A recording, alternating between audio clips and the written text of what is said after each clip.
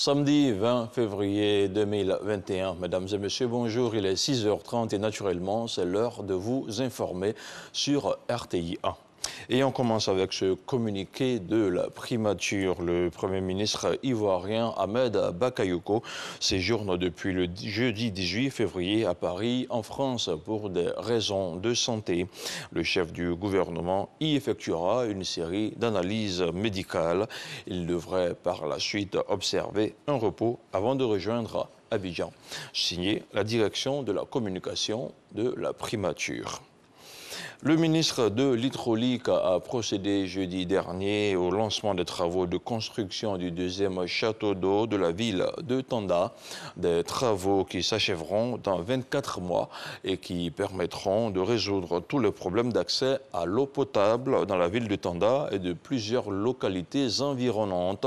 La construction du château d'eau va coûter un peu plus de 20 milliards de francs CFA à l'État de Côte d'Ivoire. On regarde ce reportage d'Herman Niamia.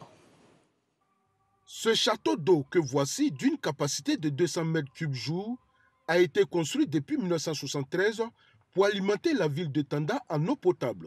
Avec l'explosion démographique, la capacité de cet ouvrage a été très vite dépassée. Conséquence, les robinets de la ville sont régulièrement secs, obligeant ainsi les populations à se tourner vers les puits ou à parcourir de longues distances pour disposer d'eau potable. À travers ces coups de pelle donnés ici par le ministre de l'Hydraulique et celui de l'Agriculture et du Développement rural, les difficultés d'accès à l'eau potable des populations et sous-préfectures environnantes seront bientôt qu'un lointain souvenir. C'est les bidons de 25 litres que nous chargeons dans les puits, dans les tricycles, pour se promener dans la ville de Tanda, dans les puits.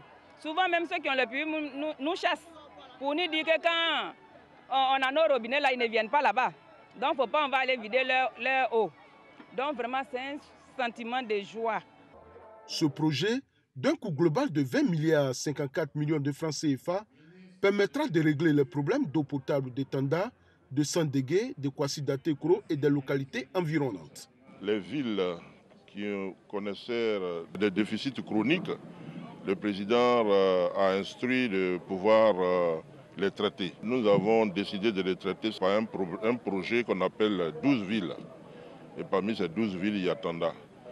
Ce projet consistera en la réalisation de plusieurs infrastructures hydrauliques, dont les plus saillants sont entre autres la construction d'une station de prise d'eau brute de capacité 280 m3/h, la construction d'une station de traitement de 280 m3/h, la construction de 2 nouveaux châteaux d'eau, dont un de 500 m3 jour dans le village de Komambo et l'autre de 1000 m3 jour dans la ville de Tanda. On parle maintenant de la maladie à coronavirus. Hier vendredi, un accord de crédit de plus de 160 milliards de francs CFA en guise d'appui budgétaire a été signé entre la Banque mondiale et le gouvernement ivoirien. Cet appui budgétaire vient soutenir et renforcer les efforts de l'État de Côte d'Ivoire dans la lutte contre la Covid-19. On regarde ce reportage de Cheikh Aboubakar Koné. C'est un accord de crédit IDA de plus de 160 milliards de francs CFA à titre d'appui budgétaire que la Banque mondiale fait à la Côte d'Ivoire. Cette opération d'appui budgétaire du groupe de la Banque mondiale vient soutenir les efforts du gouvernement pour continuer à sauver des vies, venir en aide aux plus défavorisés et aider les entreprises à faire face aux impacts de la crise. Au dire de la directrice des opérations de la Banque mondiale, ce dispositif d'appui budgétaire se concentre sur 3 types de réformes que le gouvernement a entrepris.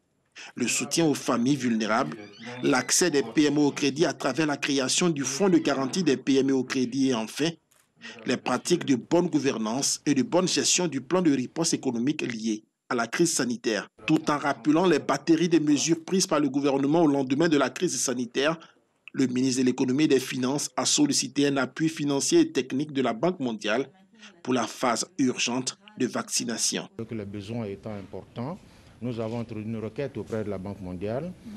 Madame la directrice des opérations vient de me confirmer qu'il y a une enveloppe de 50 millions de dollars qui pourrait être dégagée assez rapidement justement pour renforcer en fait les capacités de l'État à acquérir des vaccins additionnels pour vacciner le plus grand nombre de populations.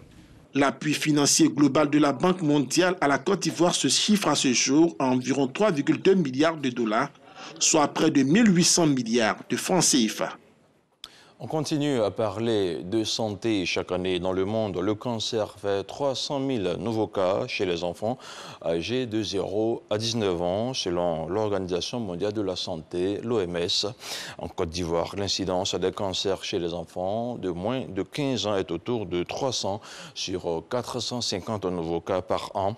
Lundi 15 février dernier, l'on a célébré la Journée internationale du cancer de l'enfant, une célébration au cours de laquelle notre équipe de reportage a rencontré des malades de cancer dont l'âge est compris entre 2 et 16 ans. Le cancer de l'enfant entre détresse et espoir. Le dossier Vie d'ici est réalisé par Salimatou Dia.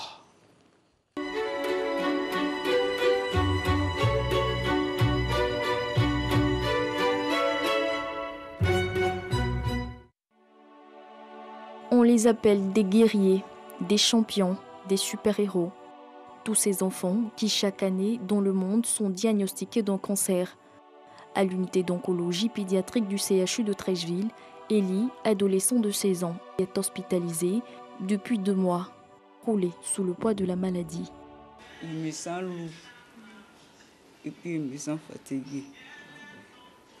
Quand je suis la ventre là est lourd, donc je ne peux rien faire. L'élève en classe de 4e à Issia a débuté son combat contre la maladie il y a quelques mois, après avoir senti une douleur au ventre. Ses séjours dans les hôpitaux à Issia, Yamoussoukro, puis Abidjan, il les passera sous les yeux impuissants de son père, Baptiste, planteur, qui est à son chevet. Ça me dépasse, énormément ça me dépasse. Sinon, moi, je ne sais pas ce que c'est qu'un tunnel. Quand je vois mon fils couché sur le lit de l'hôpital, en tout cas, des fois même ça me fait pleurer. Je rentre comme dans la douche, je pleure, je viens. J'essaie de le consoler, bon, ça va, ça va. Un cas médical adressé à l'unité d'oncologie pédiatrique du CHU de Treichville. Le bilan diagnostic est tombé il y a à peine une semaine. Ils nous ont fait le diagnostic histologique d'un rhabdomyosarcome, qui est une tumeur de l'enfant. On retrouve également chez l'enfant, mais une tumeur qu'on peut retrouver aussi chez l'adulte. C'est une tumeur qui est en rapport avec le muscle strié, mais il peut se localiser partout dans l'organisme. Les lymphomes de Burkitt, le rétinoblastome, le néphroblastome et les leucémies sont les principaux cancers rencontrés chez l'enfant. Nous avons plusieurs facteurs favorisants, c'est notamment les facteurs génétiques. Et quand on parle de facteurs génétiques, ce sont des anomalies spécifiques qui peuvent porter sur des chromosomes ou ce qu'on appelle des délétions ou qui portent sur des gènes et qui sont favorables à la survenue des cancers chez l'enfant. Et puis vous avez des facteurs infectieux. Le virus de l'hépatite peut être à l'origine du cancer du foie. Le CHU de Treichville reçoit en moyenne 150 nouveaux cas sur les 400 diagnostiqués par an, avec une prise en charge pluridisciplinaire. En fonction des tumeurs, certaines tumeurs ont bénéficié de chimiothérapie, de radiothérapie et de chirurgie. Et en plus du traitement spécifique de son cancer, vous avez ce qu'on appelle le traitement adjuvant. C'est-à-dire qu'on prend en compte tout ce qui est douleur, alimentation. Et nous agissons à ce niveau-là sur le volet psycho-affectif de l'enfant. À 2 ans et demi, Ouri a subi une opération à l'œil droit après avoir été diagnostiqué d'une tumeur orbitaire. On a fait une première opération, on a enlevé la tumeur. Ils sont partis analyser. On dit, c'est une tumeur maligne, malheureusement ça va repousser. Et en moins de 2 mois, ça a repoussé, la tumeur a repoussé, quand ça a poussé l'œil, l'œil est sorti. Donc après, ils ont opéré encore, ils ont enlevé l'œil. La Benjamine d'une fratrie de 4 enfants est à sa 7e chimiothérapie. Entre traitement et coûts, les parents se disent économiquement à bout de souffle. C'est des enfants avec de grandes maladies. Et puis les médicaments coûtent cher, les traitements coûtent cher, la chimie coûte cher. Chaque 21 000, on paye 400 000. Avant la chimie, on fait analyse de sang. Après la chimie, on fait analyse de sang. Tout ça, il faut payer la chambre. Même cri de détresse du côté de Nadège, qui est déjà à 1 million de francs CFA de dépenses pour assurer le traitement de sa fille de 2 ans, atteinte d'une leucémie. D'abord, même l'examen pour confirmer la maladie va dans les 300 000. Et ça, c'est un peu énorme. Et on a même demandé aux médecins d'essayer de voir combien peut durer le traitement. Ils ont dit c'est au moins 2 ans de traitement. Et 2 ans de traitement, là, le traitement peut aller dans les 4 millions. Déjà, même avant de faire le bilan des 4 millions, nous-mêmes, on a déjà dépensé dans les 1 million. On n'a pas le choix, mais on fait avec, parce que souvent, il ne faut pas se démoraliser. Hein. Quand l'enfant est là, l'enfant te voit en joie, lui aussi, il est en joie. Une joie qui incarne un espoir de guérison. La prise en charge du cancer pédiatrique est une réalité en Côte d'Ivoire depuis 1995 avec la création de l'unité d'oncologie pédiatrique et récemment l'ouverture de l'hôpital mère-enfant de Bingerville. Selon le programme national de lutte contre le cancer, la politique gouvernementale a permis d'améliorer l'accès au traitement, mais également la réduction des coûts des médicaments. Sinon, au niveau de la gratuité, l'État est en train de faire des efforts dans ce sens pour permettre la gratuité même de certains anticancéreux pour soulager les parents d'enfants malades. Des malades qui sont diagnostiqués dans certains cas à un stade tardif, d'où le taux de décès qui avoisine les 80% pour ces cas, selon le PNLCA. La recette miracle reste le diagnostic précoce pour une prise en charge efficiente. Le BioKit, par exemple, c'est un cancer qui est vraiment chimiosensible et pour lequel, lorsque le patient arrive tôt en consultation, le taux de guérison peut avoisiner les 80 voire 90%. Et vous avez également le néphroblastome qui a un très bon taux de rémission également, qui avoisine les 40 voire 50%. Des efforts restent à faire au vu des objectifs définis par l'Organisation mondiale de la santé qui sont d'assurer au moins 60% de survie pour tous les enfants diagnostiqués d'ici 2030. Et voilà, c'était pour vous un dossier sur le cancer de l'enfant réalisé par Salimatou Dia, un dossier à voir et à revoir sur RTI1. Autre chose à présent, la compagnie aérienne Air Côte d'Ivoire a réceptionné jeudi dernier un nouvel aéronef. Il s'agit d'un Airbus A320 Neo, un appareil tout neuf, le 3e du genre pour la compagnie nationale, qui poursuit ainsi le renforcement de sa flotte. L'avion qui a atterri sur le tarmac de l'aéroport international Félix Houphouët-Boigny d'Abidjan en fin de journée a été réceptionné par le ministre des Affaires étrangères représentant le Premier ministre Ahmed Bakayoko et le ministre des Transports avec à leur côté les premiers responsables de la compagnie Air Côte d'Ivoire. On regarde le reportage de Jean-Luc Bambo. Il était 16h ce jeudi 18 février quand l'aéronef flambant neuf, floqué des insignes de Air Côte d'Ivoire, se posait sur le tarmac de l'aéroport international Félix Houphouët-Boigny d'Abidjan. Un A320 Neo du constructeur Airbus, commandé depuis 2014, qui rejoint et vient ainsi grossir la flotte de la compagnie aérienne nationale. Nous sommes partis de 3 machines en location à aujourd'hui 10 machines, dont 6 en propre. Aujourd'hui, cette machine, ce A320 Neo qui arrive, va compléter à 7 le nombre de machines acquises en propre par la compagnie sur les 10. Cette acquisition vient surtout renforcer les ambitions de l'industrie aérienne de la Côte d'Ivoire. Et le pays entend se doter des moyens à la mesure de ses ambitions. On peut faire les calculs en disant qu'en 2025, l'aéroport d'Abidjan sera fréquenté par 3 500 000 passagers. Or, cet aéroport actuel, il est fait pour seulement 2 millions de passagers. Donc nous plaidons donc que les travaux de construction du futur aéroport commencent dès maintenant afin de fluidifier plus tard donc le passage des passagers.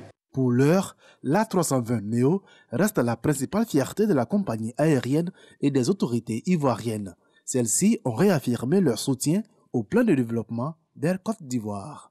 Premièrement pour l'extension de l'aéroport, deuxièmement pour continuer à mettre en œuvre le plan de compétitivité d'Air Côte d'Ivoire. Combien de pays des zones ouest africaines et du centre disposent comme nous de compagnies nationales qui survivent au-delà de la 5e année de leur exploitation? La Côte d'Ivoire, incontestablement, est un exemple. Elle est en train de réussir son pari. Il y a sur le continent des compagnies qui peuvent réussir. Seul bémol, le nouvel aéronef est livré à une période où le transport aérien est en pleine crise. La pandémie de Covid-19 a en effet réduit de moitié les performances d'Air Côte d'Ivoire. La compagnie est passée de 750 000 passagers transportés en 2019 à 346 000 passagers en 2020. Du sport, du football, à présent candidat à la présidence de la CAF, à la Confédération africaine de football, l'ambassadeur Jacques Bernard Anouma a présenté son projet de campagne. C'était hier vendredi. S'il était élu, l'ancien président de la FIFA, la Fédération ivoirienne de football, donnerait une autonomie financière et administrative à l'instance fédérale de football africain. Plus de détails avec Salif Ouattara. S'il est élu président de la Confédération africaine de football au soir du 12 mars 2021, Jacques Anouma entend procéder à un audit complet de la CAF, faire l'état des lieux, aller à la recherche de nouveaux partenaires et sponsors. Restauration de son administration, ses ambitions, sa gestion, ses performances et son image. À la tête d'un comité exécutif soudé, solidaire, engagé et responsable de ses choix, nous parviendrons à faire du football africain une référence dans le monde. Jacques Anouma entend également être un président à plein temps, prêt à servir le football africain à 100%. Je vous l'ai dit, je serai un président à 100%. Voilà. Il est très important que, comme les autres confédérations ou les autres institutions internationales dont les sièges ne sont pas dans le pays du président, qu'on sente la présence de celui qui a été élu. Jacques Anouma a également lancé un appel au président de la FIFA, Gianni Infantino. Objectif du candidat ivoirien à la présidence de la CAF, établir un rapport de respect entre la CAF et la FIFA. Je ne lui demande pas amitié au nom de notre longue amitié. Équilibre un peu les choses. Viens en Côte d'Ivoire aussi. Même si je ne suis pas le choix présumé de la FIFA, comme certains le disent, j'en sais rien. Mais je lui demande de venir aussi en Côte d'Ivoire. Comme ça, les soupçons vont s'atténuer. Le candidat Jacques Anouma s'envole pour Dakar, au Sénégal, ce samedi 20 février 2021. Première destination d'un périple qui l'amènera dans plusieurs capitales africaines où il ira présenter son projet pour la CAF aux différents électeurs. Dans l'actualité hors de chez nous, le journaliste Khaled Drareni, devenu le symbole du combat pour la liberté de la presse en Algérie, a été libéré hier vendredi au lendemain de l'annonce d'une grâce présidentielle en faveur de dizaines de détenus d'opinion. Le journaliste âgé de 40 ans est apparu sur des images des réseaux sociaux à sa sortie de prison, porté par une foule de sympathisants. Condamné en appel par la Cour d'Alger le 15 septembre dernier à 2 années de prison ferme pour incitation à attroupement et atteinte à l'unité nationale. Khaled Drareni est en attente d'une décision de la Cour suprême le 25 février prochain sur son pourvoi en cassation.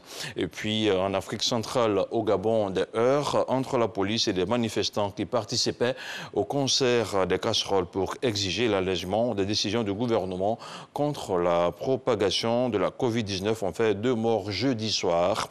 Les 2 hommes ont été blessés par balle et n'ont pu être sauvés malgré leur transport à l'hôpital.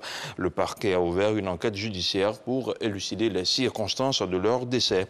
Le Gabon, il faut le rappeler, a rallongé il y a une semaine son couvre-feu, le faisant commencer dès 18h au lieu de 20h, et a interdit les entrées et sorties de la capitale vers la province. Et c'est ici que l'on s'arrête pour ce tout premier point d'information sur RTI 1. Merci à tous de l'avoir suivi. Restez avec nous. Herman Guivet sera chez vous pour le journal de 13h.